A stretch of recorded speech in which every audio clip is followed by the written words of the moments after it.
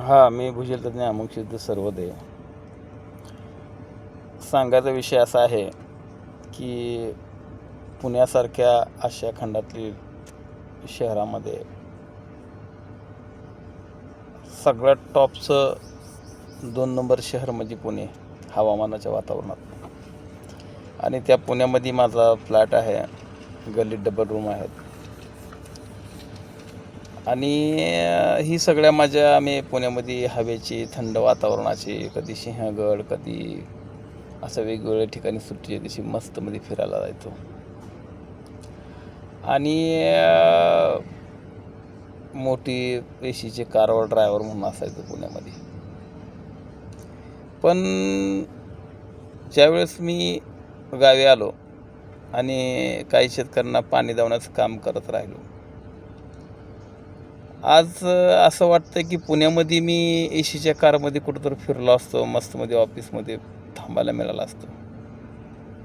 पण माझा तालुका, माझं गाव, माझा जिल्हा ह्या सगळ्या शेतकऱ्यांसाठी रानोमाळ फिरून समोर उभारून मशीन बोलून जेव्हा शेतकऱ्यांची मी सेवा करायला लागलो ना, त्यावर मला खरंच फक्त एकच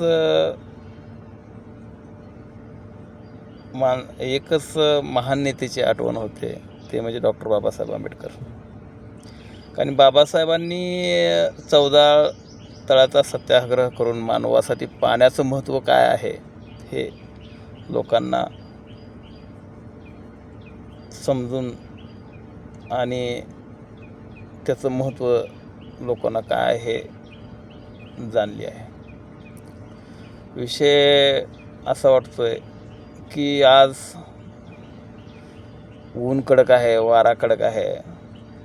ह्या कडक उन्हामध्ये कडक ह्याच्यामध्ये जात असताना खूप मोठ्या अडचणी निर्माण होतात.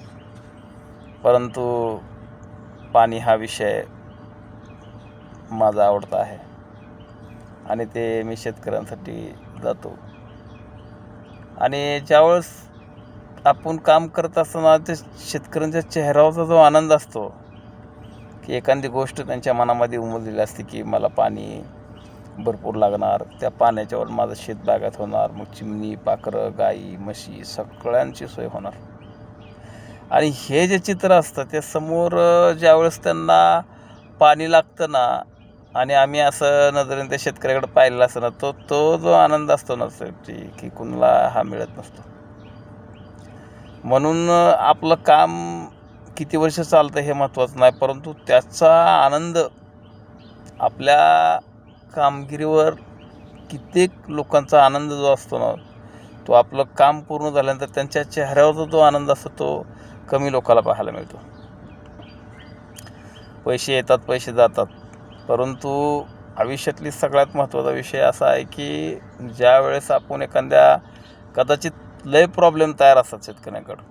एकतर रानं बदलत नसतात आणि 4-4, 5-5 बोर फेल असतात. अशा बोर फेल असताना त्या ठिकाणी आपण सगळं नियोजन करतो आणि त्याचं एक स्वप्न असतं.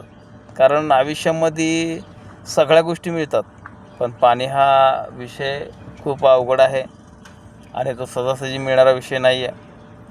त्याच्यामुळं मला एवढं सांगणं आहे की लोकांना ज्या काय तुमचे डॅम असताल, तलाव असताल आणि प्रत्येक तलाव बांधणी, पाणी जिरवा, पाणी अडवा ही मोहीम राबवली पाहिजे शासनाने आणि त्याचा शेतकऱ्यांना बराचसा फायदा होईल. विहिरींना प्रोक्लेशन वाढते आणि जमिनीचा साठपा जास्त प्रमाणात वाढतो आहे, हे महत्त्वाचं आहे. चला, जय हिंद, जय महाराष्ट्र, जय भीम.